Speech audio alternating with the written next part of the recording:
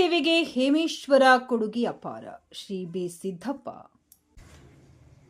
ಕಂಪ್ಲಿ ತಾಲೂಕಿನ ಜೂನ್ 20ರಂದು 12ನೇ ಅಂತಾರಾಷ್ಟ್ರೀಯ ಯೋಗ ದಿನಾಚರಣೆ ಪ್ರಯುಕ್ತ ಶ್ರೀ ಸಿದ್ದೇಶ್ವರ ರಂಗಸಂಸ್ಥೆ ಕಲ್ಚರಲ್ ಟ್ರಸ್ಟ್ ಮಾವಿನಹಳ್ಳಿ ಟ್ರಸ್ಟ್ ವತಿಯಿಂದ ಯೋಗ ದಿನಾಚರಣೆ ಪ್ರಯುಕ್ತ ಸಾಂಸ್ಕೃತಿಕ ಕಾರ್ಯಕ್ರಮಗಳನ್ನು ಸರ್ಕಾರಿ ಮೆಟ್ರಿಕ್ ಪೂರ್ವ ಬಾಲಕರ ವಿದ್ಯಾರ್ಥಿ ವಸತಿ ನಿಲಯದ ಆವರಣದಲ್ಲಿ ಹಮ್ಮಿಕೊಳ್ಳಲಾಗಿತ್ತು. ರಂಗಭೂಮಿ ನಿರಂತರವಾಗಿ ಕಾರ್ಯಗತಗೊಳಿಸಲು ಹೇಮೇಶ್ವರ ಗ್ರಾಮೀಣ ಭಾಗದಲ್ಲಿ ಸಾಂಸ್ಕೃತಿಕ ಕಲೆಗಳನ್ನು ಬೆಳೆಸಲು ಮುಂದಾಗಿದ್ದಾರೆ.